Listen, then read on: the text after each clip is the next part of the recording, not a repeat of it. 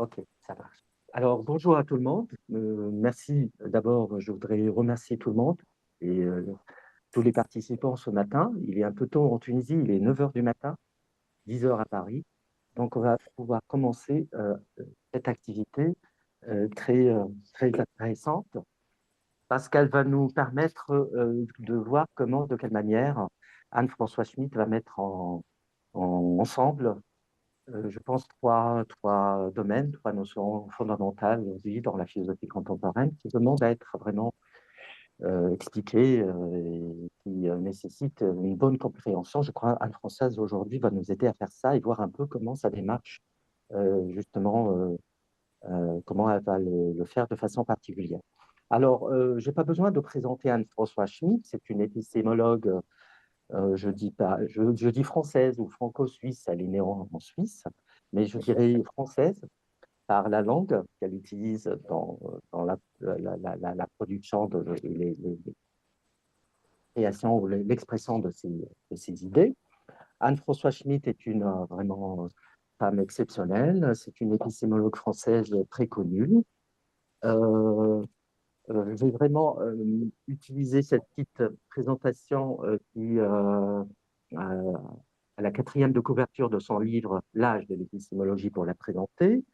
Donc, est professeur associé honoraire à l'Institut national des sciences appliquées de Lyon, actuellement chercheur associé à la chaire de théorie et méthode de la conception innovante Mines Paris-Tech et aux archives Poincaré, philosophie et recherche sur les sciences et les technologies, Université de Lorraine et de Strasbourg, UMR 7117.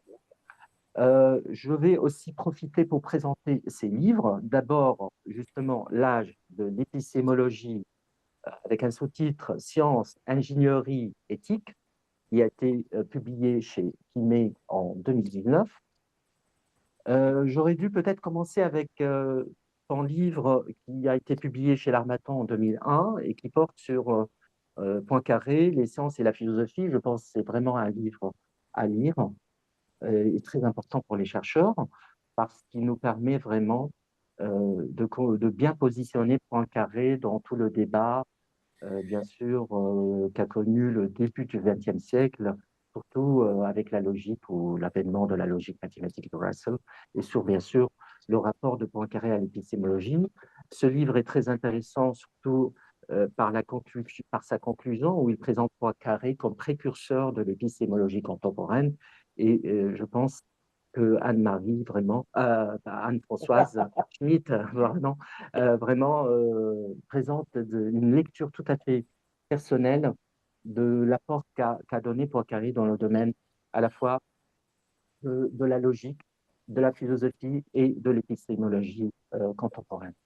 Il y a aussi ce livre qu'elle a codité à partir, autour de la philosophie non standard de François Laruelle, qui a été publié en 2019 chez Classique Garnier, et qui est, je ne suis pas bien concentré parce que je dois admettre les gens aussi en même temps. Donc, la philosophie non standard de François Ruel, qui publie des actes d'un colloque qui a été organisé à Cerisy-la-Sarre, je crois, en 2014. Donc, vraiment, elle a contribué avec brio à ce volume collectif autour de la philosophie de François Laruelle et surtout la philosophie non standard. Ah, donc, c'est un livre très intéressant. L'épistémologie générique qui va nous concerner directement ce matin, avec un sous-titre Manuel pour les sciences futures, qui a été coécrit avec Muriel Bomberini-Doudé. C'est un livre qui a été publié chez Kimé en 2019, un ouvrage indispensable pour bien comprendre le projet d'Anne-Françoise Schmitt dans la philosophie des sciences et l'épistémologie contemporaine. Et je ne peux pas terminer cette présentation sans citer ce livre exceptionnel.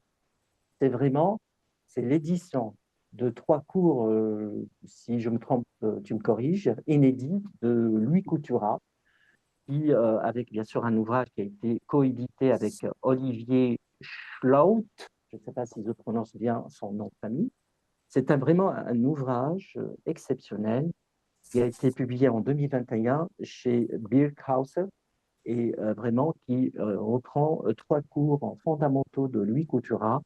Je ne peux pas, bien sûr, ne pas mentionner au moins quelques, quelques exemples de ces trois cours de Louis Couturat qui sont édités dans ce livre. D'abord, le cours de Caen, c'est un petit clin d'œil à Jean-Claude Dumoncel, le cours de Caen 1898-1899.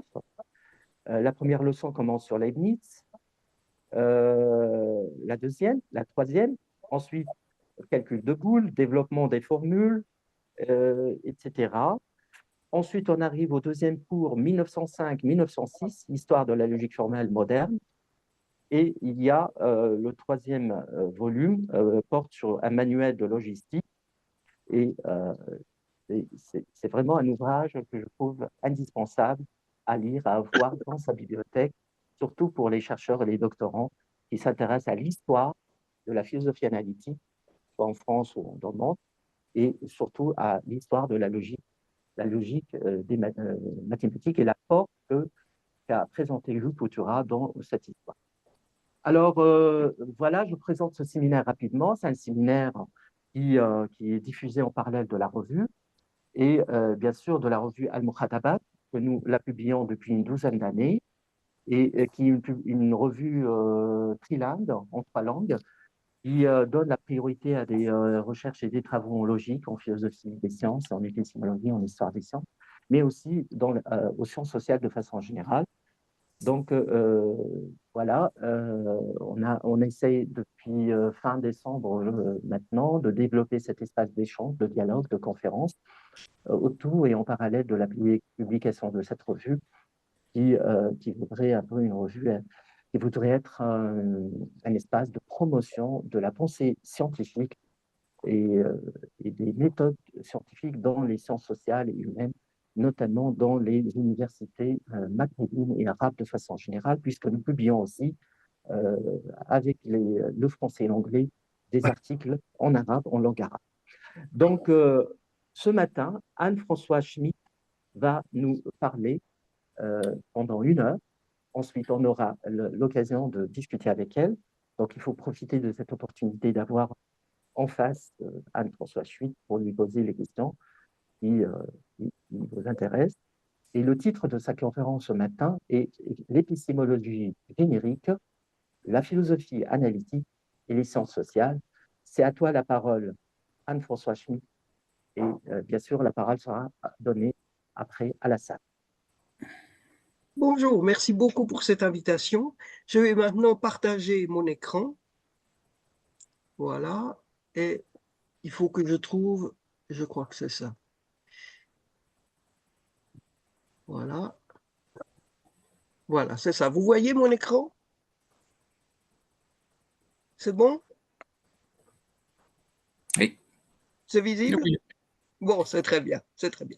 Bon, alors ces trois termes, évidemment, sont une demande de Hamdi qui m'a proposé de mettre ensemble ces termes et j'ai accepté. Alors voilà, évidemment, l'épistémologie générique qui a été présentée comme un manuel par Muriel et moi. On a fait ce livre ensemble, ça a duré 10 ans, côte à côte. Tous les termes ont été sous-pesés et par la biologiste et par la philosophe. Voilà. Pour ça, je pense que c'est un livre assez original. Il y aura une traduction américaine qui va sortir ce mois de juillet, je crois, et la traduction est de Jérémy Ross-Smith, Bryn Catherine McNabb, qui est ici d'ailleurs, et Luca Stojanovic. Bon. Alors, le plan de l'exposé, grosso modo, alors d'abord, une présentation de l'épistémologie générique en ce qu'elle change de la méthode de l'épistémologie. Ensuite, philosophie analytique et rapprochement avec les philosophies dites continentales par l'intermédiaire du non, de la négation, on verra. Puis ensuite, l'effet sur l'usage des sciences sociales dans la pensée scientifique et philosophique. Voilà, c'est un essai, bien entendu. C'est un essai à discuter. Je pense qu'il y a bien d'autres façons de traiter ces problèmes. Alors, d'abord, que dire de l'épistémologie? D'abord, j'interprète l'épistémologie classique, je vous dirai ce que j'entends par là, est une sorte de sens commun entre les sciences et les philosophies qui permet des passages des unes aux autres. Cette épistémologie est dominée par la philosophie parce qu'elle organise sa structure, autour de l'opposition ou de la complémentarité entre théorie et expérience, théorie et observation. Il y a donc une structure d'opposition qui est d'une certaine façon proposée par la philosophie aux sciences. Et les notions sont interdépendantes en fonction d'une logique qui est philosophique, plutôt que scientifique. Alors qu'apporte l'épistémologie générique? Alors d'une part, une autonomie et une indépendance des ingrédients des sciences. C'est-à-dire que on défait cette opposition, cette complémentarité entre théorie et expérience. Elle est aussi la proposition d'une extension de l'épistémologie classique, libérée de ces oppositions. Elle ne nie pas l'épistémologie classique, mais c'est une extension qui affirme qu'il y a de la théorie, qu'il y a de l'expérimentation, qu'il y a de la modélisation, qu'il y a de la simulation, qu'il y a des définitions, qu'il y a, etc., etc. Mais sans préjuger des relations qu'il y a entre tous ces éléments. Et puis, elle change la conception du modèle. En France, ça a son importance à cause des débats qu'il y a eu autour de Badiou et d'Althusser qui n'acceptent que les modèles qui sont considérés comme interprétations vraies des théories. Et puis, surtout, elle ouvre de nouveaux espaces et permet une pratique presque naturelle de l'interdisciplinarité grâce au générique.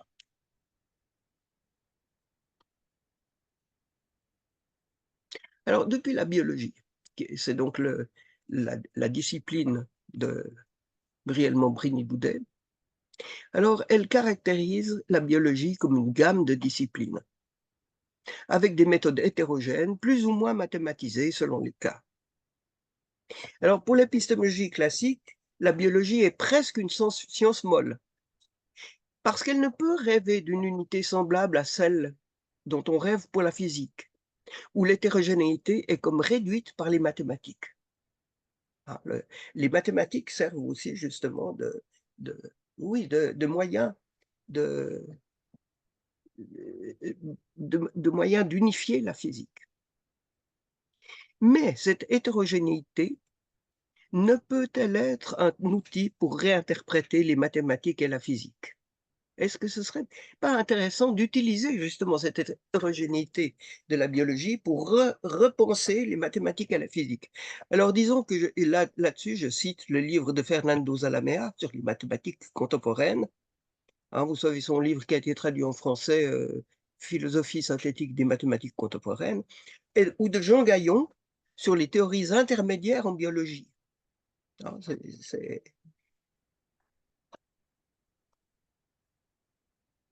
Alors, hétérogénéité non standard et non synthèse. C'est une hétérogénéité qui ne peut être réduite à une discipline. Et j'appelle objet intégratif un objet non synthétisable. Et les sciences en régime interdisciplinaire en produisent beaucoup, en particulier ceux qui peuvent se dire en langage commun.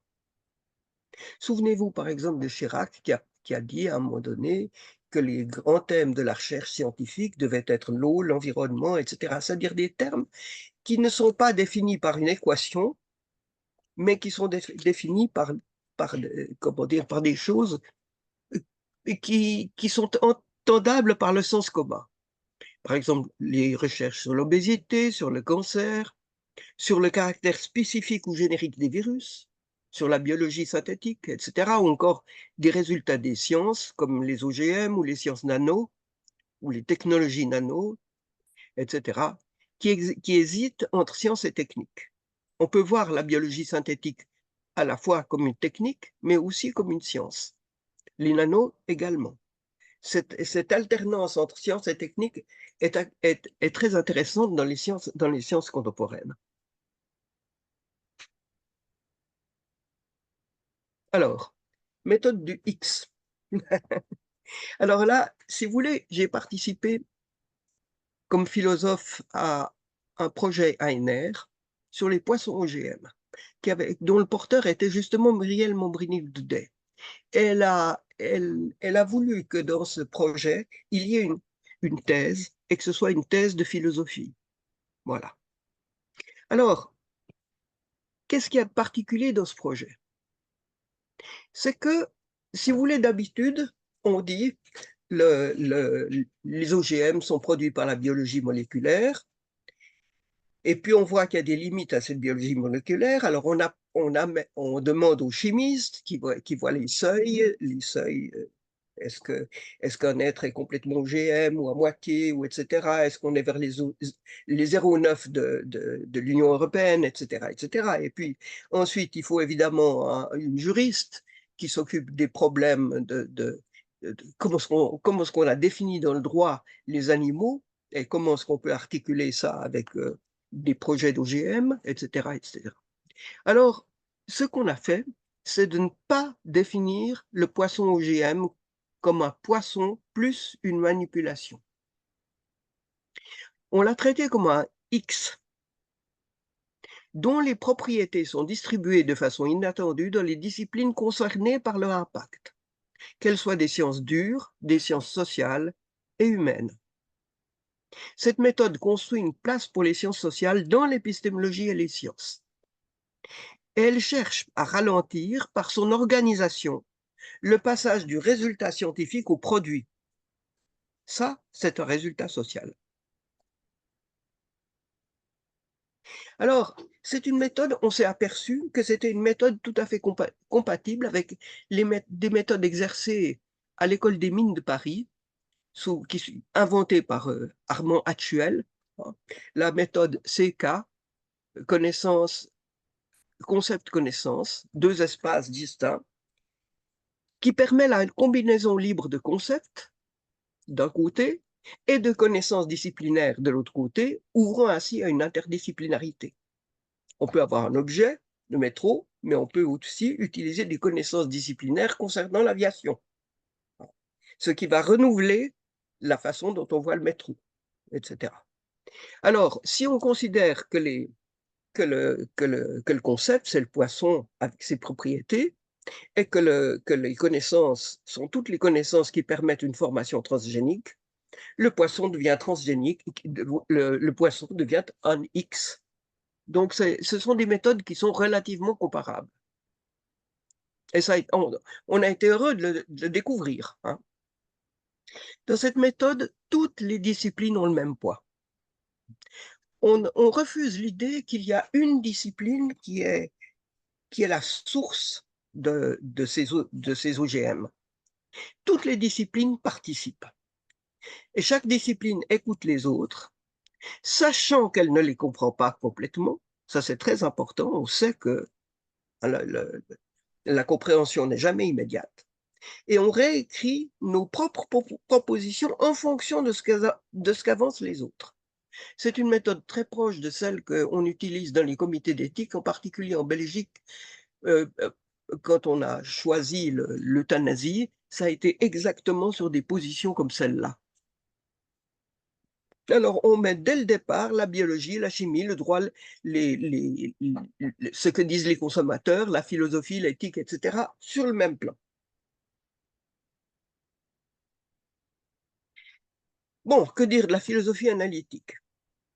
Alors, évidemment, je ne peux pas me dire spécialiste de la philosophie analytique parce que c'est un immense océan qui est fait surtout d'articles, de discussions sur des points particuliers, avec le souci constant de précision et de clarté. Ce qui n'est pas une chose facile, mettre ensemble la précision et la clarté. Ça a été un des problèmes, une des questions de Russell. Hein, on voit,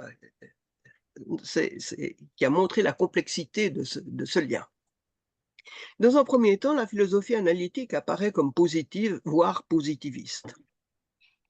Et pour elle, la philosophie spéculative et continentale est imprécise. Elle ne cherche pas une définition immédiatement claire au sens au sens analytique, elle est considérée comme peu claire. Alors, si l'on veut rapprocher la philosophie analytique à la philosophie continentale, il faut se demander s'il y a une philosophie analytique non positiviste. Alors, c'est déjà préparé par certains philosophes de cette tendance. D'abord, actuellement, on voit très bien qu'il y a une sorte de retour à la métaphysique, à l'éthique et à l'esthétique dans la philosophie analytique contemporaine. N'est-ce pas aussi un rapprochement avec ce qu'on appelle la philosophie continentale? On en avait déjà parlé à l'occasion de l'œuvre de Quine, dont Hamdi Mlika est l'un des spécialistes, je le rappelle. Mon idée est que si l'on transforme les principes de la philosophie spéculative en hypothèses, voire en hypothèse expérimentale, c'est déjà une avancée. Philosopher par hypothèse, au pluriel, est l'une de mes propositions. Cela me permet de concevoir philosophie analytique et continentale comme complémentaires, mais dans un espace ouvert où les enrichissements par les sciences sociales sont possibles. Au fond, dans ma méthode, il y a une chose que j'évite, c'est les exclusions. Il y a des philosophies, j'en tiens compte, et mon problème, c'est pas du tout de dire que l'une est meilleure que l'autre. En tout cas, au niveau transcendantal. Au niveau empirique, c'est probable que certaines philosophies soient plus aptes à décrire indirectement certains phénomènes. Alors, une philosophie analytique non positiviste permet des rapprochements avec la philosophie continentale et les sciences sociales. Pour ce rapprochement, nous allons voir l'importance de la négation et du non, non pas comme exclusion, mais comme prolongement. On a un modèle de ça, par exemple, en non-musique. Vous voyez par exemple les travaux de Hans Kretz, qui est chef d'orchestre à Stanford, ou de Jean-Pierre Caron au Brésil. Jean-Pierre Caron a beaucoup réfléchi sur les compositions de Jacinto Scelsi, qui est un compositeur italien, et qui a beaucoup inspiré les personnes qui s'occupent de non-musique, c'est-à-dire des personnes qui font attention à la sonorité tout autant que à l'harmonie de la musique. Chelsea est très étonnant pour ça. Alors, une interprétation du nom, alors un nom non exclusif, ça, on le connaît par les mathématiques intuitionnistes, par Brouwer, le philosophe Manoury, etc. En France, Roger Appéry, qui est décédé maintenant. Alors, moi, j'admets la multiplicité de droits des philosophies. C'est pas exactement factuel, parce que je ne peux pas faire la suite des philosophies. C'est un principe de droit. Et le nom porte d'abord sur la suffisance ou la suprématie des philosophies sur les autres disciplines et sur la suffisance d'une philosophie sur les autres. Je ne pense pas qu'actuellement il soit possible définitivement de dire qu'une philosophie est beaucoup plus importante qu'une autre. Je pense qu'elles ont toutes leur importance. Et d'un certain point de vue, certains pensent que, d'un point de vue transcendantal, elles sont équivalentes. Par exemple, regardez les œuvres de John Mularkey ou John O'Malleyarka, comme il s'appelle maintenant. Mais elles diffèrent dans leur rapport à l'empirique. Alors, la non-philosophie, ou justement, voilà une image du nom. Bon, il y a eu Bachelard, évidemment, très important pour l'interprétation du nom, bien entendu. La non-philosophie ou philosophie non standard. Alors, elle défait les oppositions et les contraires. Elle défait la dialectique en rendant ces termes indépendants. Elle parle de ces termes premiers que l'on peut rapporter au réel. Et ça, c'est du point de vue de la non-philosophie un certain rapport avec la philosophie analytique, parce qu'on arrive à des termes premiers. Et puis, elle tient à l'ordinaire. son livre, par exemple, Une biographie de l'homme ordinaire, en 85. Et à l'ordre, entre le réel et la philosophie. Et d'autre part, le rapport de la philosophie aux sciences est une nécessité si l'on veut faire une théorie de la philosophie. Sinon, si on essaye de faire une théorie de la philosophie avec uniquement les moyens de la philosophie, ça donne une nouvelle philosophie et non pas une théorie de la philosophie. Donc, l'idée est que si l'on veut avoir une théorie de la philosophie, il faut faire intervenir une autre science. Et cette science choisie par Laruelle, c'est la quantique, parce qu'elle porte sur des opérateurs et des états et non sur des objets. Voilà. Elle apporte une verticalité dans l'écologie et dans l'éthique grâce à la Linea Serpentinata de Michel-Ange et de Ravesson. Je rappelle la première publication de François sur Ravesson, où le développement de cette Linea Serpentinata est tout à fait développé. Et alors, elle ouvre des espaces pour la multiplicité des philosophies tout en restant non standard. Et elle est instrument de paix entre les philosophes. C'est ça. Le problème, c'est on admet les philosophies, il y a aussi de la philosophie non standard, mais l'important, c'est que la guerre entre philosophies, au fond, n'a pas beaucoup d'importance. La critique en philosophie, bon, ça peut être utile, bien entendu, mais c'est pas non plus très important. C'est pas ça qui fait l'invention en philosophie. Hein, vous savez, Laruelle a utilisé l'expression inventer à marche forcée.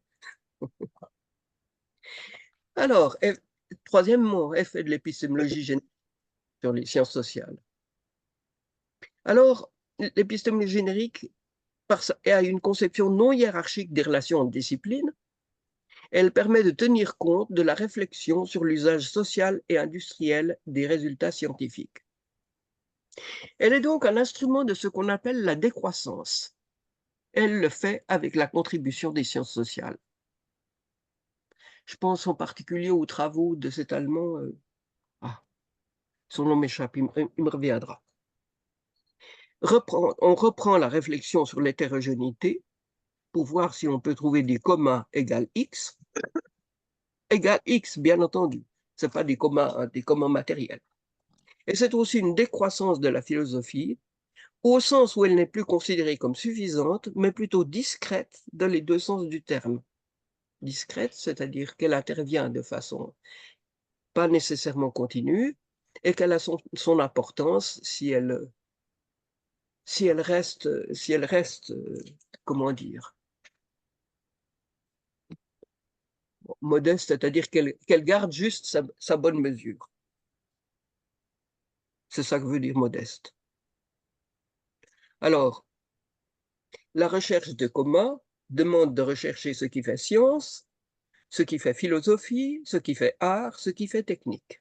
Et toujours dans un espace ouvert. D'où la recherche de primitive. Ça, c'est un terme de Muriel. Une idée de Muriel Maubrini-Doudet. Elle se demande quels sont les ingrédients qui font sens ou qui font philosophie et qui les enrichissent. Et ce ne sont pas les plus petits communs dénominateurs. Alors, dans notre manuel des sciences futures, nous avons identifié pour les sciences les termes suivants: élémentaire, intention, intuition, machine, minimal, naturel, ordinaire, trajectoire, vérité mobile. Bon, qu'on développe dans nos... Alors, un commun égale X à inventer de façon continue. Science, art, philosophie. Suivre la variété des trajectoires. Manifester la vectorialisation de celle-ci. Hein? Cette vectorialisation, on la voit en fonction de construction de matrices entre les divers éléments. On cherche aussi en décomposant. Cherchons ce que c'est qu'une science sans l'art ou une philosophie sans l'art. Et on recompose avec de nouvelles solidarités. Par exemple, Alice Lucie Recab, qui est artiste, et moi, nous avons fait un article Art and Philosophy, New Solidarities, dans un livre Art Disarming Philosophy, qui a été publié à Liverpool.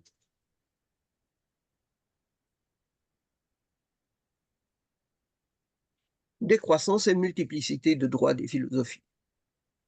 Si l'on considère la philosophie par sa multiplicité de droits, hen panta, sans sa suffisance classique, est-ce qu'on aboutit à un relativisme? Eh bien, je dirais que tout dépend du traitement du réel. Si l'on pense que la philosophie co-construit le réel, alors on aboutit à un relativisme avec ces hypothèses-là. Par exemple, si vous voyez Deleuze, on atteint le réel en développant le plus loin possible la philosophie.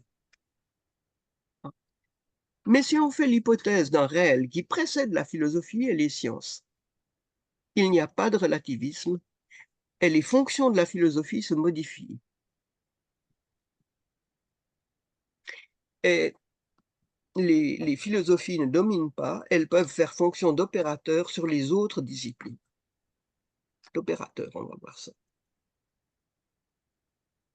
Alors les rapports aux sciences, les rapports de la philosophie aux sciences, aux arts, à la technique se modifient. Importance des opérateurs, car ils ne dépendent d'aucune discipline particulière. Ça a été beaucoup développé par le linguiste Desclée. Il a beaucoup réfléchi à ça. Contrairement aux opérations, les opérations dépendent des disciplines, mais pas les opérateurs. Alors, on peut essayer de voir quel est l'impact des sciences sur la philosophie ou de la philosophie sur les sciences, etc. Et la conséquence, c'est que la philosophie décrit toujours d'une certaine façon, mais de façon indirecte. Elle peut prendre la forme de fiction, qui ne sont pas des éloignements du réel, mais des descriptions partielles. Donc, de nouveaux rapports avec l'art. Sur cette question, j'ai eu des collaborations avec Benoît Maire, qui est un artiste maintenant bien connu, Yvan Liovi-Keibel et Alice Lucie Recab. Alors, ma proposition, c'est de philosopher par hypothèse, plutôt que par principe, pour éviter l'autorité et la suffisance. Ne pas user de philosophie de la religion, philosophie de la technique, qui est toujours suffisant. Hein, le de doit être remplacé par des opérateurs. Repenser les rapports en discipline par ces opérateurs. Et les opérateurs ne dépendent d'aucune discipline particulière. Platon réservait les hypothèses aux mathématiques, et cela change avec Leibniz et Russell en particulier.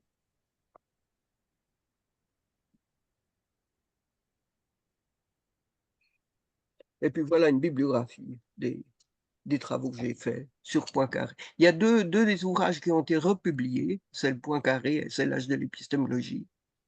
Et puis il y a passablement j'y tiens beaucoup, passablement d'ouvrages qui ont été faits en collaboration. D'une part avec Jean-Marie Leguet, qui est un biologiste, c'est celui qui a introduit de façon très importante dans ses recherches la notion de complexité.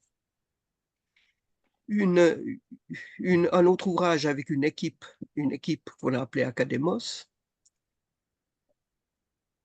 et un ouvrage, Nicole Mathieu et moi-même, Nicole Mathieu est géographe, vous savez, sur la modélisation et l'interdisciplinarité, parce que en géographie, évidemment, tout le problème est de savoir si on veut faire une géographie humaine ou une géographie modélisée. Et il y a beaucoup de débats très forts là-dessus.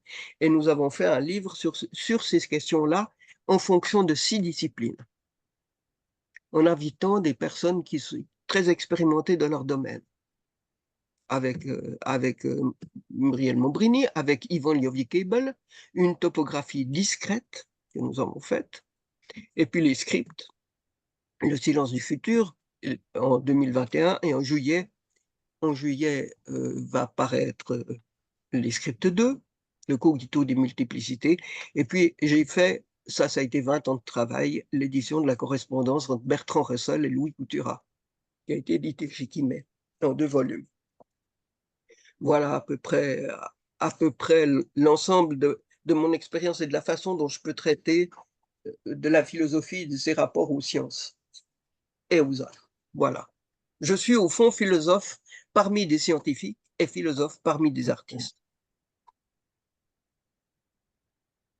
Et aussi parmi des philosophes. Voilà, je vous remercie. Merci Anne-Françoise. Donc, je donne la parole à la salle s'il y a des questions. Euh,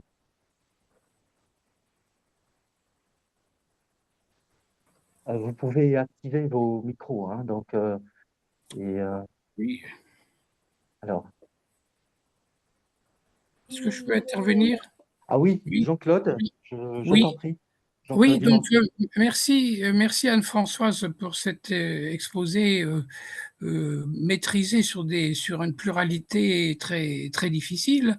Alors, ce qui m'a spécialement intéressé, c'était tes nouveaux travaux avec une collègue biologiste, parce que ça rejoint un de mes problèmes où on pourrait partir de ce qu'on appelle ce qu'on pourrait appeler l'encyclopédie positiviste, c'est-à-dire la classification des sciences d'Auguste Comte, qui permet de repérer en gros où chaque, comme tu parlais de sciences dures par exemple, ou pas dures, l'état d'avancement du caractère scientifique des sciences. Et donc j'étais spécialement intéressé par ce que tu dis de la biologie, pour ne pas parler des sciences sociales, mais je voudrais rappeler un petit fait significatif sur cette question qui me paraît rejoindre ta problématique, c'est l'invention du darwinisme.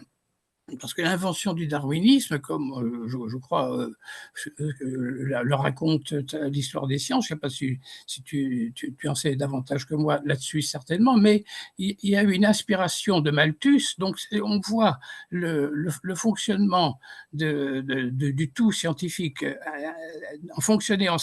aller en sens inverse de ce que disait Auguste Comte, c'est-à-dire c'est une science sociale ou une hypothèse sociale, le malthusianisme, qui va inspirer la biologie. Donc voilà le genre de fait significatif pour moi.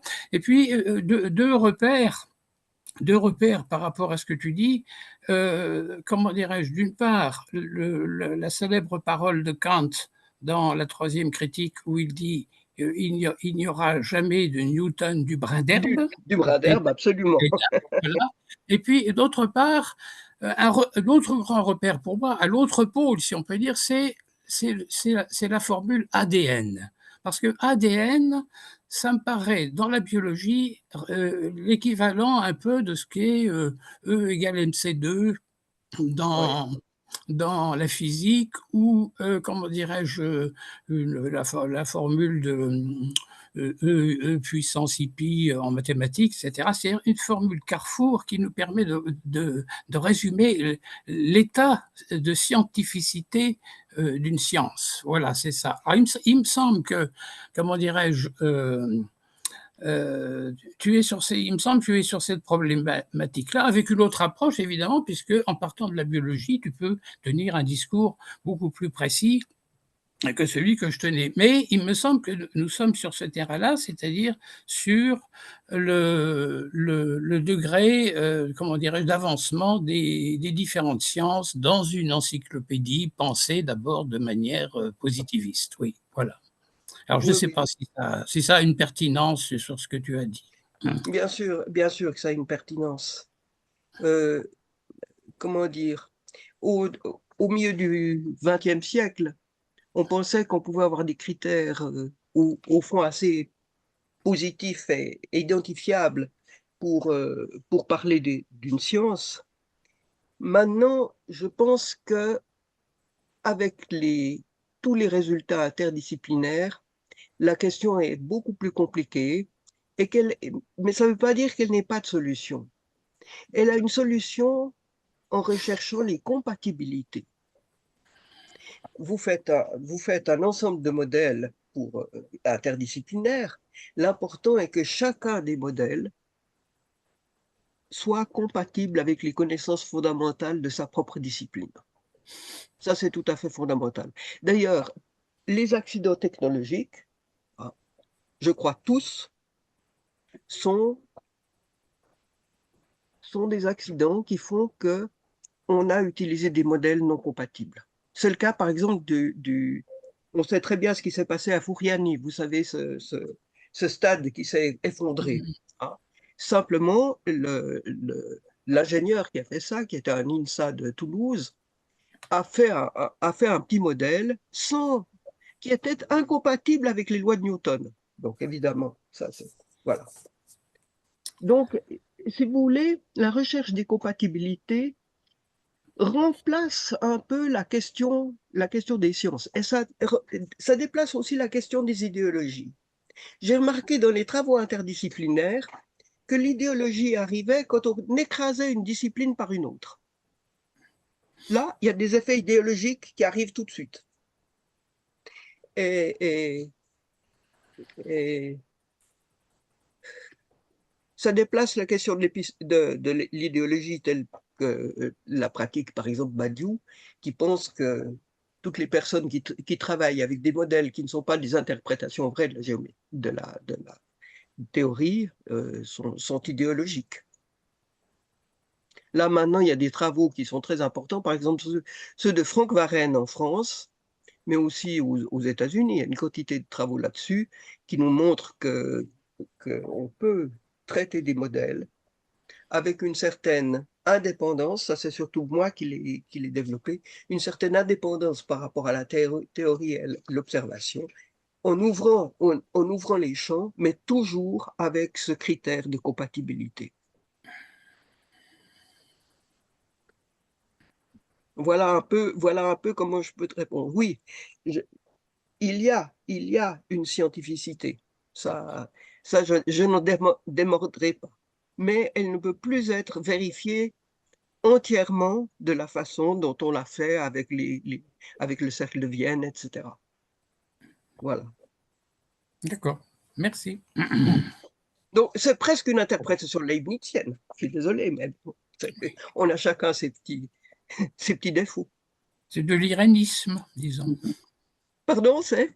De l'irénisme Oui, si philosophique. tu oh, un petit peu. Oui, bon, on pourrait supposer que c'est aussi idéologique, bien entendu. Mais bon. Et puis alors, sur la question de Kant, il n'y aura pas de Newton du brin d'herbe, c'est très intéressant. Parce que on prétend maintenant qu'il y a un Newton du brin d'herbe qui serait Philippe de Réfy, qui a montré que on pouvait euh, euh, donner scientifiquement une description de la croissance des arbres. Hein, c'est bien le problème. C'était bien le problème. Et il a montré que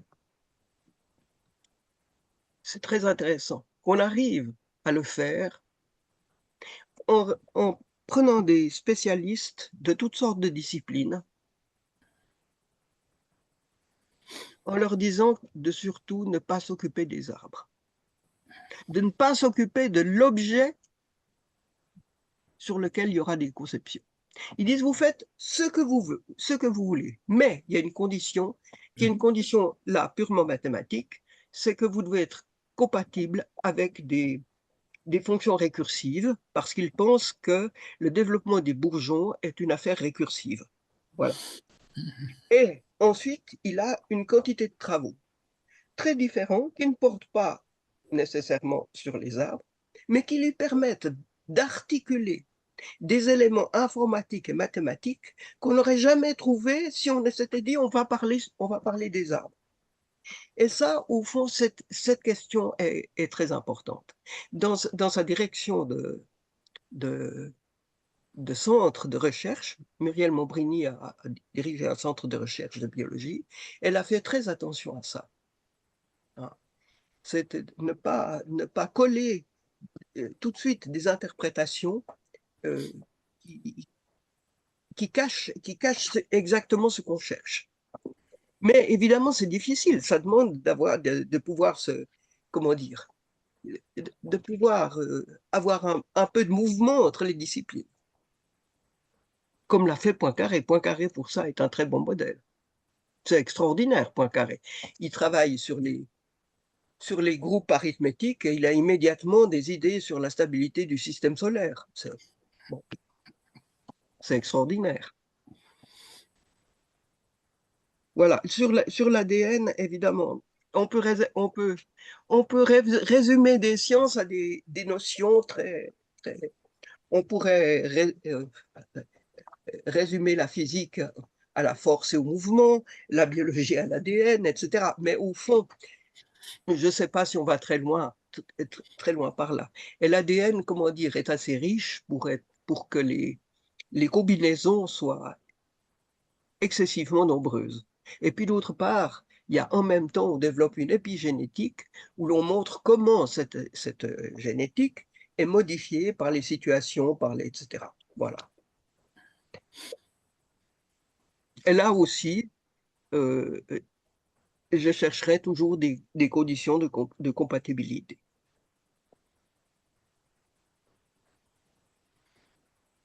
Et de Darwin, on peut faire aussi bien. Ce qu'on ne sait pas en biologie, j'ai organisé un certain nombre d'articles dans la revue Nature Société sur cette question. Les scientifiques ne savent pas toujours si Darwin c'est un concept ou si c'est une théorie. Voilà. Et C'est c'est un problème qui est vraiment difficile. Je pensais à la contestation de Popper sur le statut du darwinisme. Voilà. Bien sûr, bien entendu, mais ça va de soi. Ça va de soi, tout à fait. Tout à fait. Et puis, d'un autre côté, quand on parle du côté mathématique, si tu veux, il me semble y avoir un critère qui est le symbolisme. C'est comme ça que nous sommes devant un édifice logico-mathématique qui va Oui, du plus et moins dans l'arithmétique élémentaire jusqu'au nouveaux symboles comme arrobas, par exemple, oui, en logique tout à hybride. fait. Oui, oui, Donc, tout à fait. à ce moment-là, l'extension du symbolisme devient l'extension de ce que tu appelais la compatibilité. Et D'une certaine façon. J'ai fait un travail sur les relations entre le symbolisme et la répétition en mathématiques. Mhm, Justement, je pense que c'est une chose importante. Et au début du XXe siècle, les mathématiciens ne traitaient pas la répétition de façon homogène. C'est mhm, très intéressant. On voit que la notion de répétition est beaucoup plus complexe que ce qu'on croit. probablement. Ouais. Avant de donner la parole à notre intervenant, participant, je signale ce livre collectif autour des travaux de Anne-François Schmitt, qui a été coordonné par Paris Chrysos et Annie Gentes, et qui porte le titre À l'aventure épistémologie contemporaine, rencontre autour des travaux d'Anne-François Schmitt. Ça a été publié chez Quimet en 2019. Et il contient des articles, entre autres celui de Jean-Claude, sur les choses Mais oui, mathématiques. tout à fait. Qu'est-ce que tu veux dire par chose mathématique? Alors, alors que tu sais que Anne Française, elle vient de le dire, on développe une pensée sans objet ou Oui, sans ben chose. Alors, comment tu peux Oui, associer Anne-Françoise à ce concept de chose, surtout je si dirais, on connaît bien Descentie et tout le travail qu'il a fait contre un peu ce truc de choses dans les mathématiques. oui, mais pour moi, il y a un abîme entre le concept d'objet et le concept de chose, précisément. Si je dis chose, c'est pas par hasard, parce que la notion d'objet, d'abord, est extrêmement ambiguë, hein, comme l'a démontré Miss Anscombe. Quand on dit on a découvert plusieurs objets dans ses poches, c'est pas le même sens que quand on dit l'objet de son désir est inaccessible où l'objet de ses recherches est mystérieux. Donc, il y a une ambiguïté sur, sur une amphibologie, même sur le concept d'objet, que j'essaie d'éviter en parlant plutôt des choses. Et puis, les choses, ça correspond un peu à ce que Anne-Françoise appelait le réel tout à l'heure. Hein, dans dans les douanes, il y a ce qu'on appelle des entrepôts réels. Et les entrepôts réels, ça veut dire les entrepôts où on met les choses, les marchandises. Et par conséquent, c'est un peu comme le pudding de Marx, si vous voulez. Voilà. c'est ce qui tourne autour de l'usage du mot chose que j'essaie de justement auquel j'essaie de donner une sorte de précision par rapport aux errances qu'on peut faire sur le concept d'objet. Voilà. Valéria, Oui, bonjour. oui, peut-être j'ai senti Merci. que tu veux intervenir. Alors, Valéria, Oui, je te merci. laisse. Avec plaisir. Merci beaucoup. Je voudrais poser la question suivante. Euh, euh, comment le positivisme, qui est une théorie fausse, qui ressemble à une idéologie, peut être considéré comme fondante de la philosophie analytique? Qu'est-ce qu'une théorie fausse? Ouais. Une théorie fausse, c'est une théorie, ça a été développé un peu par Feynman et Poincaré, justement, c'est une théorie qui prédit des phénomènes qui ne se passent pas. Est-ce que le positivisme peut être traité de théorie fausse? Je pense que non. Ouais, je vois pas. Je vois pas. Je vois pas vraiment. Et la pataphysique? La pataphysique? Mm. Alors, est-ce que la pataphysique est compatible avec les connaissances fondamentales? Je pense que le positivisme peut l'être dans bien des cas. Dans bien des cas. Là où commencent à se poser des problèmes, c'est si je puis dire, les fabrications interdisciplinaires. Mais on peut considérer, à partir du fait que le positivisme ne peut pas être considéré une fausse théorie, en fait, ça fonctionne. Le positivisme n'est pas une science qui prédit la réalité, donc n'est pas fondante, mais elle est la fonction qu'elle prédit. Donc, dans ce sens, ça fonctionne à faire croire qu'il y a que la notion du progrès est inhérente aux sciences. C'est juste, oui, c'est juste. Oui, le positivisme suppose ça. Poincaré était d'une génération, par exemple, où l'on supposait que lorsqu'on aurait développé des sciences, les loisirs seraient tels on pourrait se consacrer à la recherche de la vérité. Évidemment. Mais enfin, Poincaré n'était pas positiviste. Oui. Et qui a Oui. dit exactement qu'on aurait tellement de temps libre euh, que notre existence serait consacrée au développement des hobbies? C'était Umberto Eco. Oui. Alors, oui. Oui. Ça, je sais pas qui aurait dit ça, mais sur la question des loisirs, ça a été dit tout à fait explicitement. Merci, merci beaucoup. Alors, est-ce qu'il y a d'autres questions?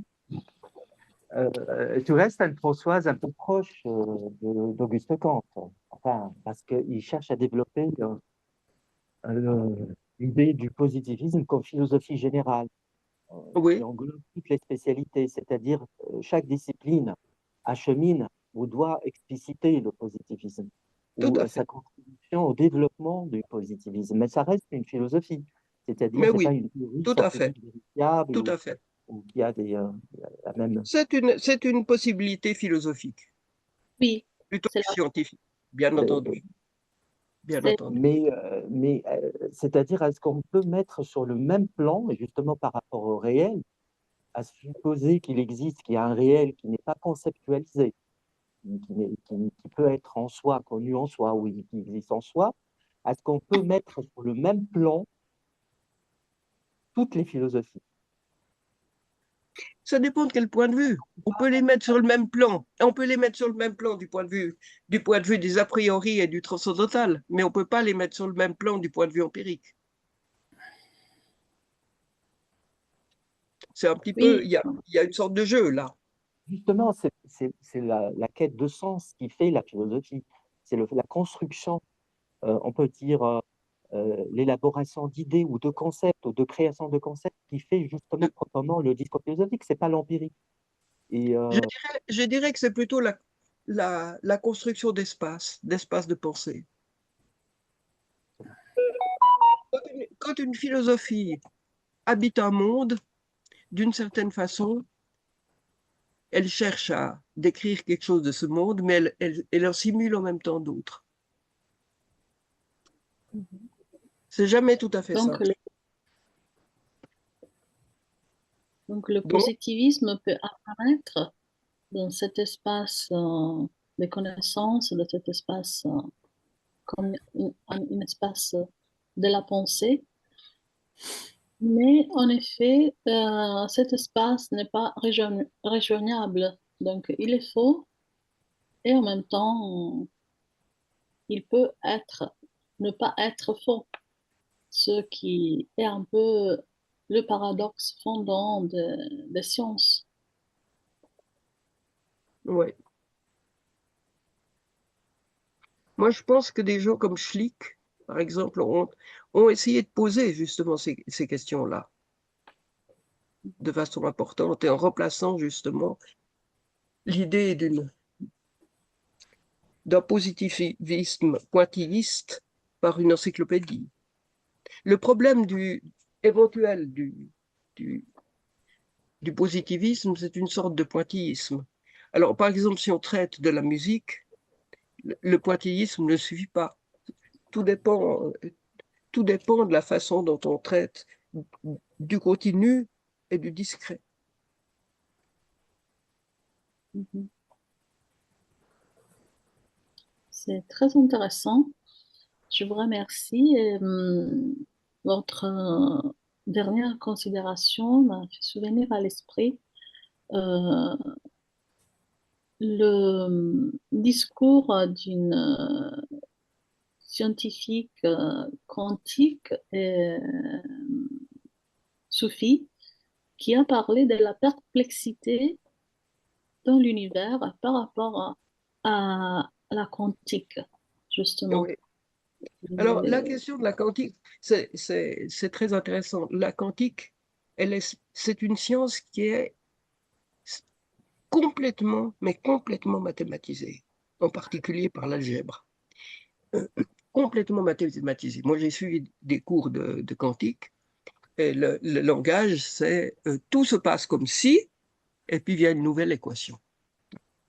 Et alors, les physiciens quantiques, pour se faire comprendre, ont dû inventer un langage naturel pour présenter leur science.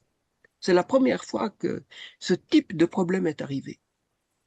Et lorsqu'ils parlent de vulgarisation, j'ai été beaucoup au CERN à une époque, on me montre des colloques de Morion en me disant c'est de la vulgarisation et c'est entièrement mathématique. Voilà, si vous voulez, la quantique a changé un peu les rapports entre les mathématiques et la langue naturelle. Je vois bien ça. Je vous remercie. C'est vraiment extraordinaire.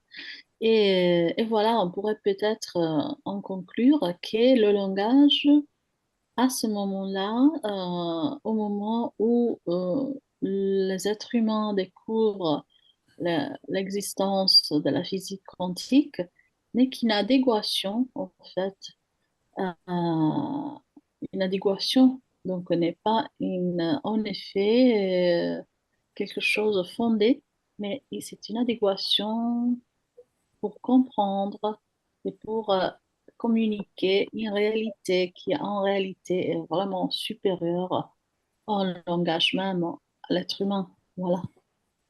Oui, peut-être, mais on peut dire, regardez, si vous regardez juste cette tasse, hein, si vous supposez qu'elle est faite d'atomes et que vous appliquez Newton, eh bien, Oui. ou bien elle va éclater, ou bien elle va se mettre en boule, Ah, comme le whisky du capitaine Haddock. Et donc, là, sur des questions extrêmement pratiques, on voit qu'il faut des, des moyens scientifiques un peu différents. On le voit souvent. Mhm. Par exemple, on dit que les masses considérées comme lourdes tombent Mhm. avant les choses légères, avant une plume de pigeon, par exemple. Mais si vous regardez, si vous prenez un paquet fermé, par exemple un paquet de céréales, un paquet de riz, un paquet de n'importe quoi, fermé, vous verrez que les éléments légers seront en bas. Et il a fallu une nouvelle physique pour ça, avec un prix Nobel, bien entendu. Mais c'est jamais dans un paquet fermé, c'est jamais les éléments lourds qui vont en bas. Mhm. Ah oui. Vous voyez, à quel moment, quand on fait une nouvelle hypothèse, c'est pertinent ou pas, là, c'est un peu là qu'est la question. Mhm. Oui. Donc, qu'est-ce que c'est une hypothèse? Ah, alors une hypothèse, c'est une chose qui a surtout disparu. Vous trouverez très peu de dictionnaires d'épistémologie ou de philosophie des sciences qui est un véritable article hypothèse. Pourquoi? Parce on suppose que si l'hypothèse est vérifiée, ben, c'est plus une hypothèse, c'est une loi empirique. N'est pas Si elle est réfutée, une ben, hypothèse. et donc Il n'a jamais. voilà, il y a eu une sorte de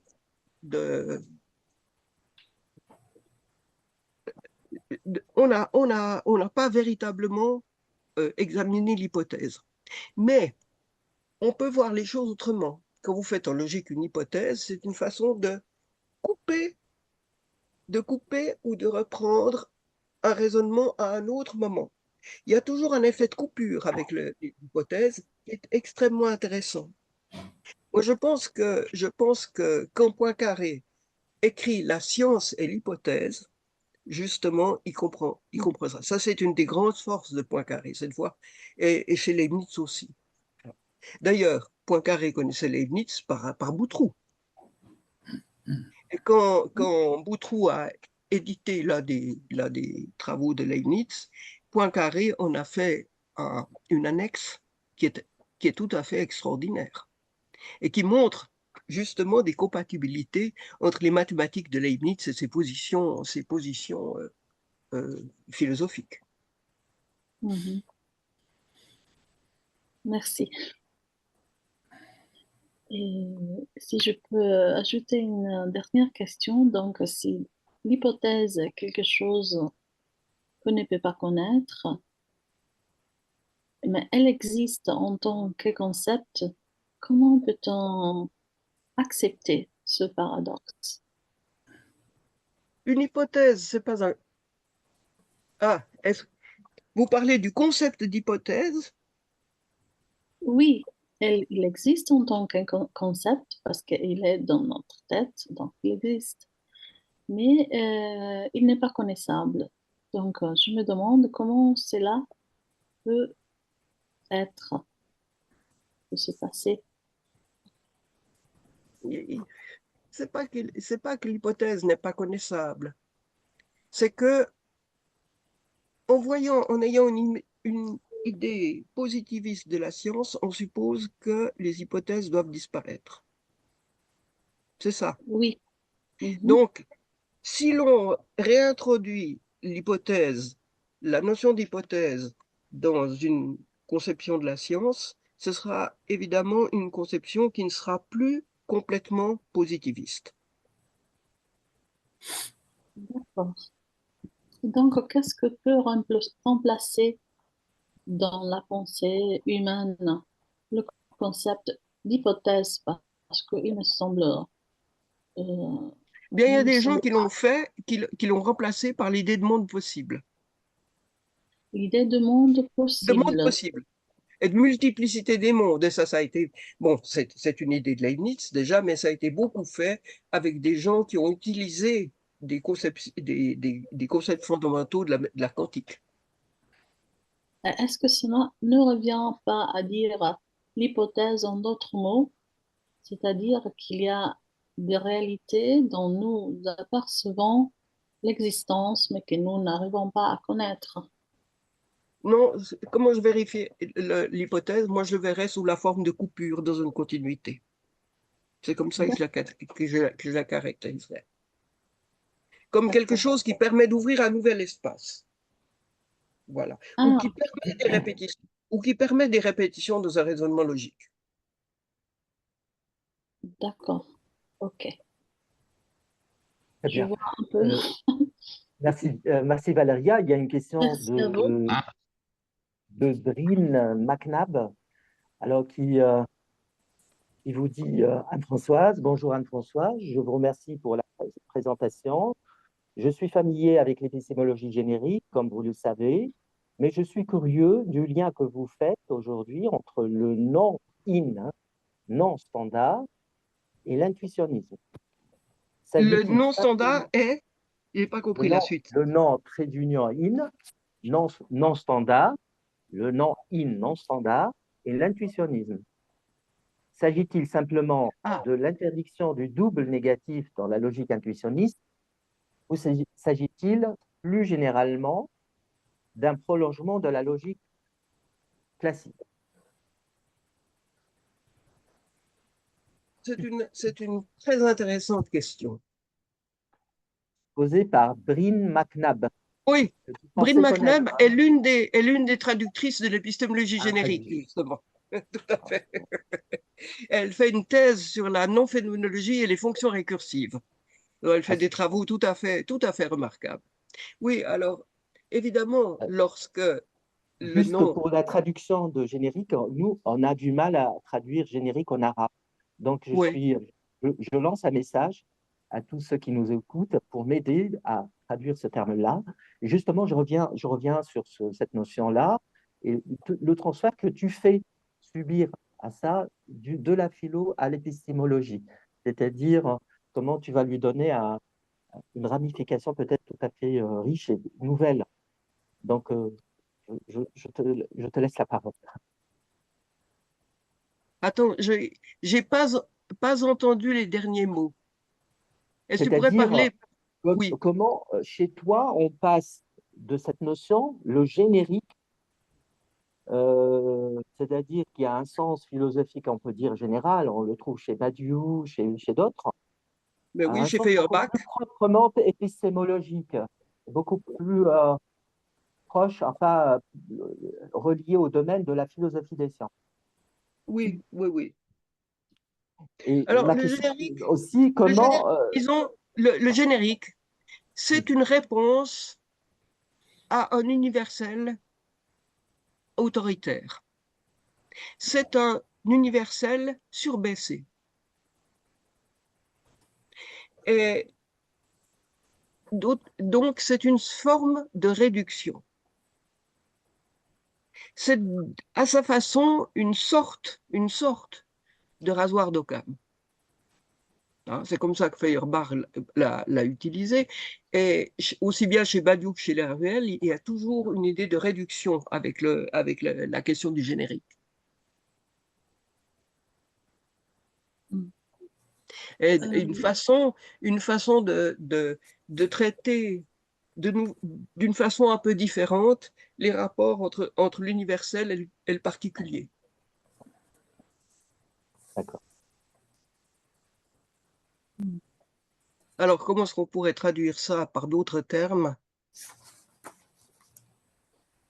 On pourrait dire une forme de Le réduction de générique, l'universel, une sorte de réduction de l'universel, mais bon, ça suffit pas. on peut dire l'objet générique, c'est un peu, enfin, le générique, c'est l'objet calquant. Ah, C'est- ça dépend de ce qu'on appelle. Oui, tu penses à Frédéric Neff. Oui, bon, on peut, mais justement, moi je pense aussi avec Dumoncel que la notion d'objet est extrêmement ambiguë. Mm. Quand on a un objet, il est toujours déjà divisé en deux, d'une certaine façon. Ça, c'est Kant qui nous l'explique. Bon, il y a une partie de l'esprit humain, il y a une partie de ce qui nous vient de, de- de l'espace, du temps, de l'intuition. C'est très intéressant de comprendre le concept avant de le chercher à le traduire ou de le faire passer à une autre culture, à une autre langue. Tout à Et ça, fait, c'est le tout à fait. travail qu'on essaye de faire. Et je pense le lien avec les sciences sociales, par exemple de l'épistémologie générique, c'est un petit peu de réfléchir de plus en plus à l'ancrage culturel et social de la science. Ah, bien Et sûr. parmi Oui, oui, un oui, oui, absolument. C'est une façon de ne pas faire uniquement de la philosophie européenne.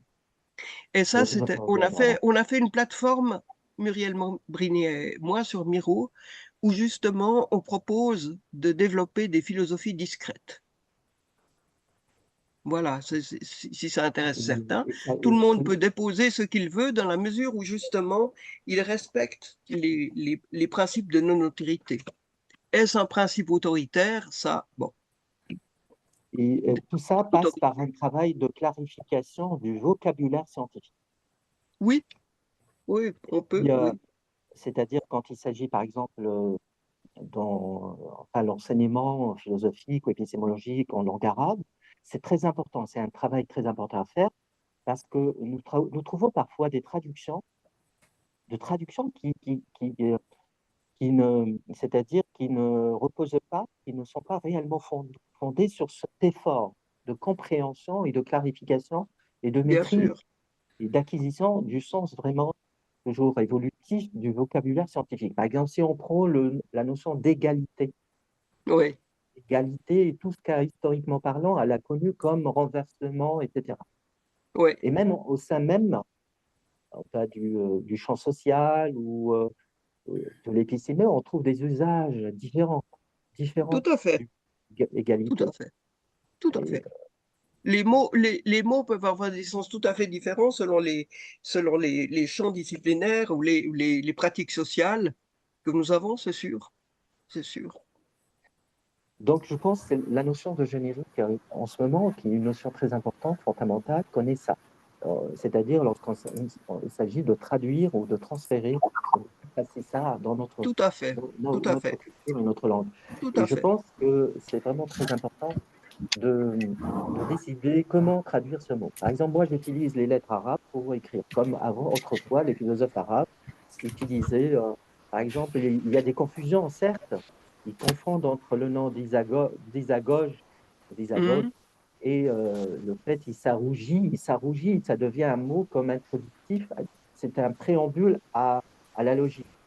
Oui, C'est-à-dire, il s'arougit, quand on dit ça en arabe, il s'arougit, ça devient comme équivalent à l'introduction d'un traité de logique, alors que c'est le nom propre d'un péripatéticien du XIIIe siècle, etc. oui, de la oui, oui, philosophie de oui, l'Iran. oui. Donc, c'est très important.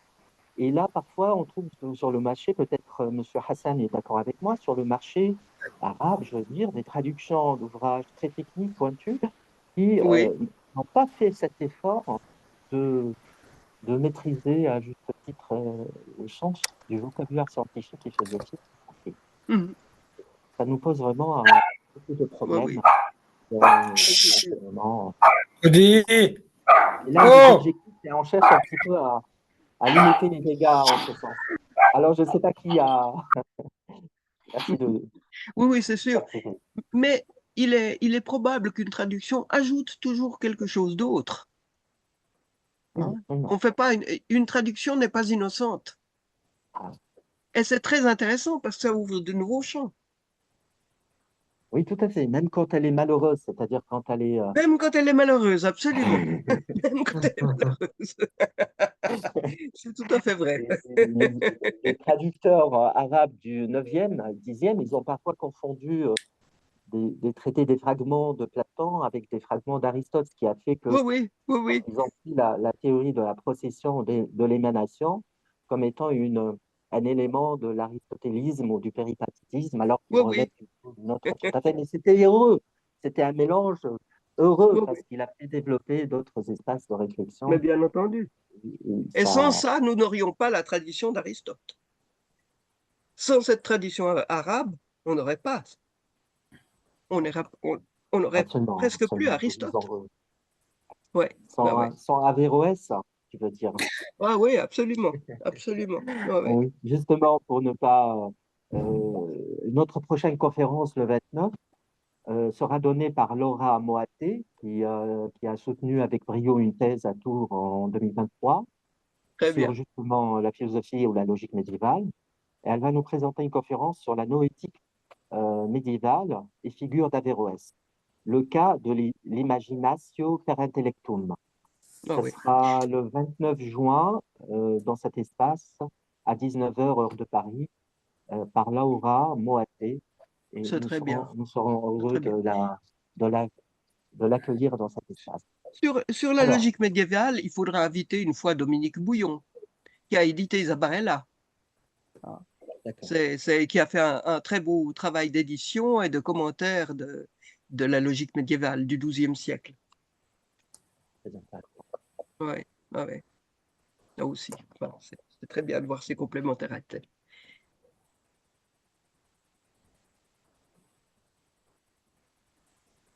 Alors, je vous remercie tous. S'il y a d'autres questions, d'autres remarques à faire, d'autres ajouts. Merci, si je peux, Oui, bien brièvement. sûr, Valéria. Merci. Merci Françoise, merci Andy. Euh, il y a quelque chose qui m'a parlé un peu plus fort que les autres choses extraordinairement intéressantes dont vous avez débattu tout à l'heure. Et c'est le fait que c'est le concept de générique qui, qui me questionne. Voilà. Et voilà, donc je vous demande si il faut définir le genre pour comprendre ce que générique signifie réellement et si et le concept aussi d'une ambiguïté. Euh,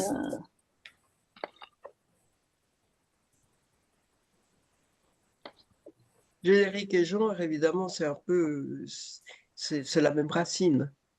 Mais comment dire, le genre a quelque chose de spécifique que le générique n'a pas. d'accord. Voilà. Ça caractérise des types de raisonnement qui ne sont pas tout à fait les mêmes. Le genre, d'ailleurs, D'accord. est beaucoup discuté. J'ai discuté avec des biologistes qui me disent les notions de genre ou d'espèce, on en a besoin, on en a besoin, mais on ne sait pas du tout leur degré de réalité. Tu vois. Mm. Voilà, c'est pas. Ouais. Et Valéria, bon, je te oui, renvoie à l'article introductif de ce volume collectif autour de l'œuvre de Anne-Françoise qui s'intitule Pourquoi le générique? Je peux le d'accord. scanner ou te l'envoyer, ou recommande enfin, ce livre, L'aventure épistémologique contemporaine, et cet article Pourquoi le générique? Ça dit tout du statut Ouais. en fait du générique et des objectifs de son usage dans l'épistémologie. Ah oui. Oui, Et c'est un je te livre collectif, ce qui est important, avec des Oui, disciplines très différentes. tout à fait. Chez Ouais. Kiné 2019. merci. Donc voilà, euh, je vais comprendre le comment, mais Absolument. il me Vraiment, reste, il y a il me des reste- contributions très, très pertinentes, très intéressantes, surtout Léo Courtel, Coutelec, Léo Coutelec, Coutelec. pardon, Oui, Coutelec, et bien d'autres. oui, oui. C'est un donc le ouvrage, comment, Franck Varenne, que tu as cité, qui travaille dans l'épistémologie des modèles. Oui, tout à fait, tout à fait. mais il me reste le pourquoi du générique. Ah, le pourquoi du générique, c'est, comment dire, il faut penser aux questions qu'a posées Hamdi, ne pas rester uniquement européen. Et la notion d'universel, si elle n'est pas retravaillée autrement, euh, fait obstacle à à cette compréhension entre cultures. Donc, le modifier, on a probablement tous une idée de l'universel dans chaque culture, probablement. Mais bon, je le fais comme probablement. Mais comment faire pour que la pensée, la pensée qu'on a ne soit pas ne soit pas, comment dire, une façon d'exclure les pensées des autres. Moi, j'écris toujours en me disant que d'autres personnes écrivent en même temps avec des hypothèses très différentes des miennes.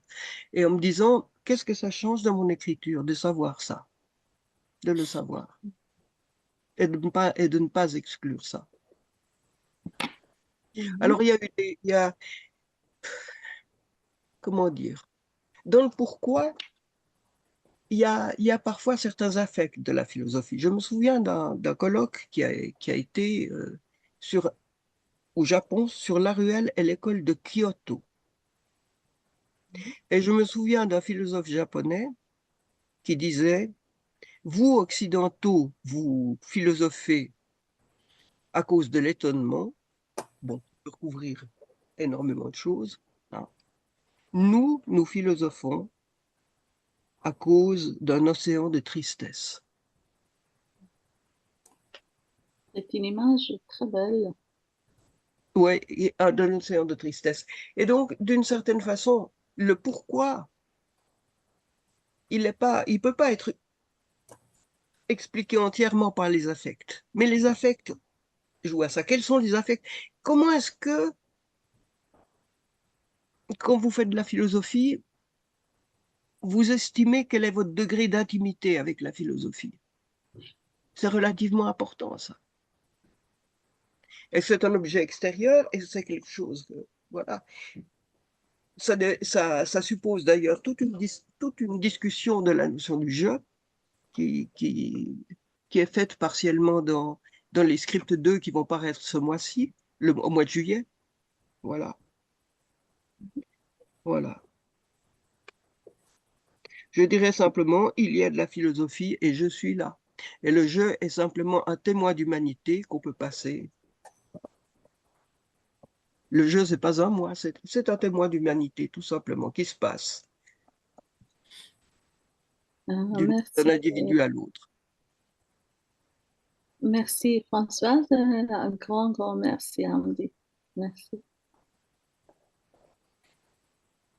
Bon, s'il n'y a pas d'autres questions, Ou d'autres réactions. oui, d'autres réactions, alors je On peut corrige très parce bien que, faire autrement. oui, j'ai fait une petite erreur, j'ai confondu entre Porphyre et Isagoge. Alors, j'ai fait la confusion, désolé, dans ma tête. Donc, bien sûr, je voulais dire, Isagoge, c'est le traité qui a été écrit par Porphyre de Tyran. Oui, Donc, voilà. oui, oui, très Désolé bien. pour cette faute.